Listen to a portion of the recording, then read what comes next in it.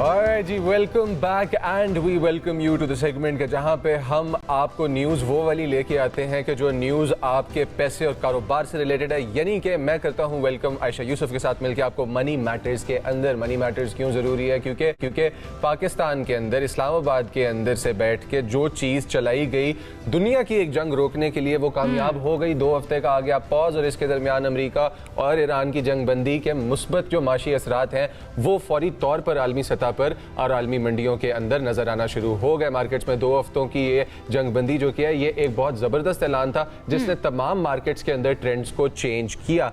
और आपको क्या लगता है आयशा कि हम लोगों को ये चीज देखने में कितना टाइम लगेगा? हमें देखने में कितना टाइम लगेगा? हम अभी देख रहे हैं, अगर हम अपनी स्टॉक मार्केट करें वहां पर हमें एक पॉजिटिव ट्रेंड जो है वो नजर आ रहा है। और अभी थोड़ी देर पहले मैं जो ग्लोबल मार्केट्स हैं, इंटरनेशनल मार्केट्स, स्टॉक मार्केट्स, उनको देख रही थी, वहां पर भी एक पॉजिटिव ट्रेंड हमें नजर आ रहा है जब से इस सीज फायर का ऐलान किया गया है।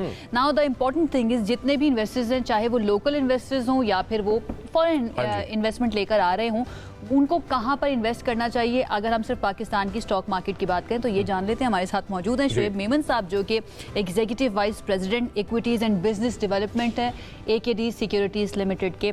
अस्सलाम वालेकुम शुएब साहब, लॉन्ग टाइम, आई होप आप बिल्कुल ठीक ठाक हैं। और ये जंग के दौरान तो बिल्कुल भी हमारी बात नहीं हो पाई, रमजान में बात नहीं हो पाई, तो किस वक्त कहां पर नजर आ रही है आपको राइट नाउ टुडे मार्केट जो है, स्टॉक मार्केट?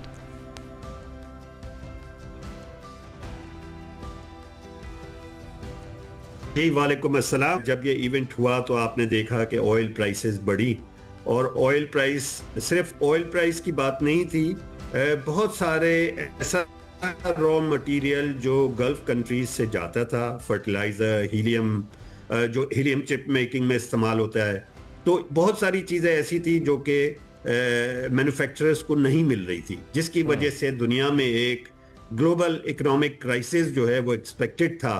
और जिसकी वजह से हमें लगता था कि ultimately this war should stop, this should put pressure on the big powers कि जी आप, और दुनिया में और बहुत सारे कंट्रीज अफेक्ट हो रहे थे, तो अल्टीमेटली ये प्रेशर था कि इस वॉर को there should be a ceasefire और उसमें ये टॉक्स किए जाएं। फॉर्चुनेटली पाकिस्तान जो है वो हैज़ प्लेड अ रोल, और उसके अंदर जो है पाकिस्तान में अब जो डेलीगेशंस आज और कल आ रहे हैं तो वो टॉक्स होंगी, और टॉक्स में उम्मीद ये है कि जंग बंदी की टर्म्स जो है वो डिसाइड होंगी, और आगे भी इंशाल्लाह जो है मुकम्मल जंग बंदी हो जाएगी। डेफिनेटली उसके अंदर जो इजराइल का रोल है वो हमेशा से यही रहा है कि वो जंग बंदी को ब्रेक करते हैं, तो उन्होंने किया है और उसकी वजह से कंसर्न्स हैं। इसी वजह से आप देखें कि हमारे यहाँ मार्केट जो है सुबह नेगेटिव ओपन हुई थी, लेकिन मेजॉरिटी ऑफ प्लेयर्स का ख्याल यही है कि ऑफ कोर्स कंसर्न्स हैं, रिस्क फैक्टर्स हैं अभी भी, लेकिन उम्मीद ये है कि ये जंग बंदी हो जानी चाहिए मुकम्मल। कौन से सेक्टर्स अमेरिका इस जंग बंदी से सबसे ज्यादा फायदा उठाएंगे और कौन सी इन्वेस्टमेंट्स हैं कि जो सबसे सेफ इन्वेस्टमेंट्स होंगी इस शॉर्ट टर्म में? देखें, जो सेफ इन्वेस्टमेंट तो हमारे पास जो है बैंक्स बहुत अच्छे हैं, जो कि in any case they continue to benefit. Fertiliser sector है वो भी बेनिफिट करेगा। सारा प्रॉब्लम ये है कि अगर हमारे यहाँ डीजल प्राइसेस जो है, क्योंकि हमें जो डीजल मिल रहा है जो कि पेट्रोल की प्राइस से $5-6 ऊपर मिलता था, अब वो कोई $100 ऊपर मिल रहा था पिछले हफ्ते तक। अब क्योंकि जंग बंदी की बात शुरू हुई है तो डीजल प्राइस भी कम हुई है। अगर तो डीजल प्राइस नीचे आ जाती है, ये जो प्रीमियम चल रहा है पेट्रोल टू डीजल, ये प्रीमियम अगर कम हो जाता है काफी, तो हमारे यहाँ जो इन्फ्लेशन के कंसर्न्स है वो खत्म हो जाएंगे, कम हो जाएंगे, और उस सूरत में फिर ये जो प्रेशर आप देखें कि जो fixed income treasury bill yields हैं वो भी सेकेंडरी मार्केट में नीचे आ गई थी कल। तो बड़ा क्लियर इंडिकेशन है कि अगर जंग बंदी हो जाती है आपकी इन्फ्लेशन नीचे आएगी, ऑयल प्राइसेस नीचे आएंगी, इन्फ्लेशन नीचे आएगी, और अल्टीमेटली जो कंसर्न्स थे कि इंटरेस्ट रेट बढ़ाने पड़ेंगे वो इंटरेस्ट रेट बढ़ाने नहीं पड़ेंगे, तो फिर एक मार्केट जो है दोबारा से अपने रैली मोड में आएगी। जाहिर है इतनी बड़ी जंग थी तो उसका इफेक्ट खत्म होने में टाइम लगेगा, लेकिन हमारा ये ख्याल है कि आपको इन्वेस्टर्स को स्टैगर्ड इन्वेस्टमेंट करनी चाहिए। स्टेगर्ड इन्वेस्टमेंट मींस स्टेजेस में, जो कि हम पहले भी कहते रहे हैं, और मेरी सजेशन है इन्वेस्टर्स को, पाकिस्तानी इन्वेस्टर्स को, कि वो यहाँ पे इन्वेस्ट करें पाकिस्तान स्टॉक मार्केट में, लेकिन उस जितने अगर पैसे हैं, फर्स्ट करें कि आपके पास 100 रुपए हैं और आप 100 रुपए में से डिसाइड करते हैं कि आप 10 रुपए इन्वेस्ट करेंगे, तो करें, और अच्छे ब्लू चिप स्टॉक्स में करें। 10 से 50% आप अपना पैसा जो है स्टॉक मार्केट में लगा सकते हैं, राइट, सब्जेक्ट टू नंबर 1 कि आप जो है कोई उधार का काम नहीं करेंगे, जितने पैसे हैं उसके शेयर्स उठाएंगे। अच्छा, मुझे सबसे अच्छी बात शुएब साहब से बात करने की ओवरनाइट रिच होने को छोड़ दें। बिल्कुल ठीक है शुएब साहब, और ये हम जब भी डिस्कशन होती है आप हमेशा ये मशवरा देते हैं कि don't put all your eggs in one basket, सब कुछ एक तरफ आपको इन्वेस्ट नहीं करना चाहिए, और आज भी आपका यही मशवरा है। It's very important, stock market के अंदर जाना चाहिए, और वो उनके मुताबिक ही इज द एक्सपर्ट, वो कह रहे हैं कि जरूरी है। Thank you so much Shoaib Memon साहब हमें ज्वाइन करने के लिए, और आज के दिन के हिसाब से हमें और हमारे इन्वेस्टर्स को मशवरा देने के लिए भी। भाई बैंक के अंदर आप कर सकते हैं, बैंक्स के अंदर इन्वेस्ट कर सकते हैं, फर्टिलाइजर्स के अंदर कर सकते हैं, एट द सेम टाइम कल तक तो ऑयल एंड गैस के अंदर भी काफी सेफ था, लेकिन ब्लू चिप जितनी भी कंपनीज हैं जो कि 50 के करीब बनती हैं, उसके अंदर इन्वेस्टमेंट की जा सकती है। क्यों? क्योंकि इस वक्त पाकिस्तान जो है ना, उसकी मेहनतों की वजह से, काविशों की वजह से जो सिचुएशन है वो बहुत अच्छी नज़र आ रही है।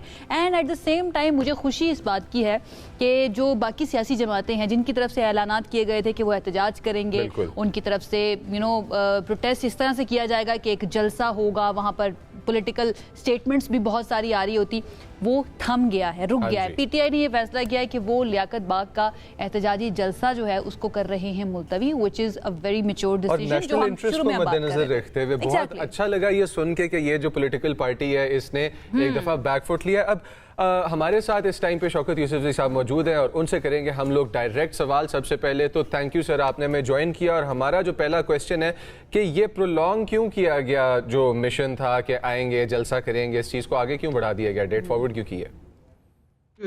मुल्क के हालात ऐसे हैं और 2 दिन बड़े इम्पोर्टेंट आने वाले हैं, तो हम नहीं चाहते थे कि ईरान और अमेरिका की जो जंग है वो अगर रुक रही है और उसकी जो उसके लिए कोशिशें हो रही, तो वो सबूताज भी ना हो और उसमें ऐसा ना लगे कि हम पाकिस्तान के साथ नहीं खड़े हैं।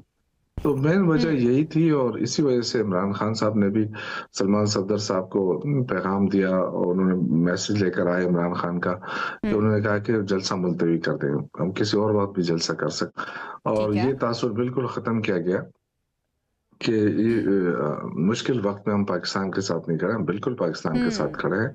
अब देखना ये है कि हुकूमत अपना क्या रिस्पांस देती है इसके ऊपर।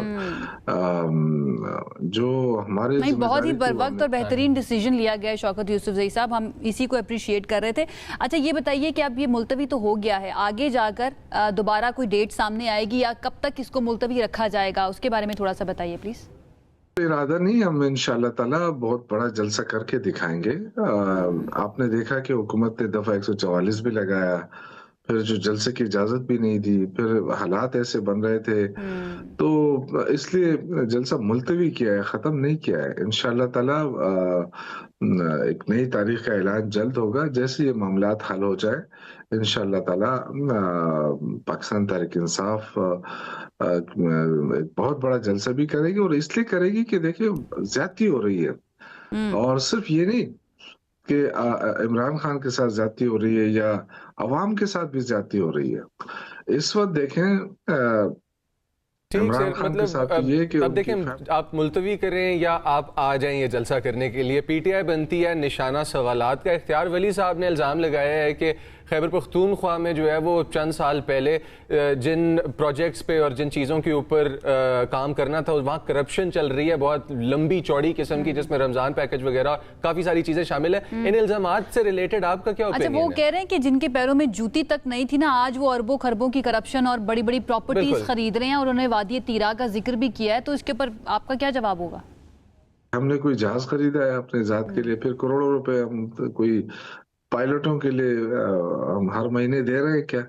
देखिए, हमने गरीब आवाम के लिए रमजान पैकेज भी दिया है और मिला है, सबको मिला है अल्हम्दुलिल्लाह।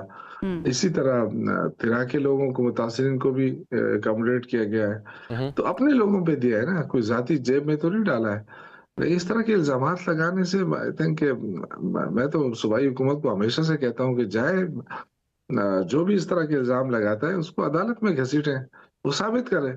पाकिस्तान कितनी बड़ी क्राइसिस में है, आप देखें एक्सपोर्ट आपकी खत्म हो रही है, तिजारती खसारा बढ़ता जा रहा है, बेरोजगारी बढ़ रही है। तो इस वक्त हालात क्या है मुल्क के? आपसे मुल्क तो चल ही नहीं रहा है, आप तो कर्जे लेके मुल्क चला रहे हैं। कौन सा इन्होंने अभी कहता है जी हमने मईशत को बेहतर कर दी है, मुल्क को तरक्की के राह पे डाल दिया। ये तरक्की की राह पे जो अच्छा, शौकत साहब, इख्तियार साहब से हमारी बात हुई थी तो हमने भी उनको यही कहा था कि अगर आपके पास सबूत हैं तो आप अदालत में लेके जाएं ना, एहतसाब होना चाहिए जो भी करप्शन का है, और आप भी यही मशवरा दे रहे हैं। Thank you so much.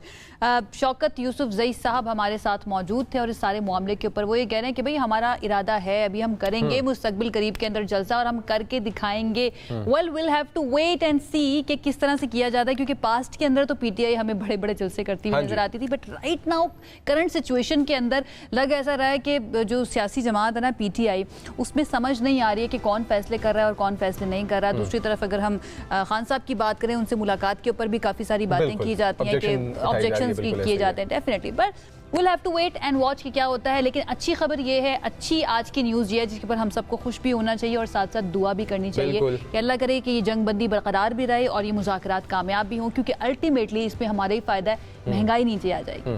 इसके साथ इजाज़त दीजिए, इंशाल्लाह आपसे करेंगे मुलाकात कल दोबारा से। अपना बहुत ख्याल रखिए, अल्लाह।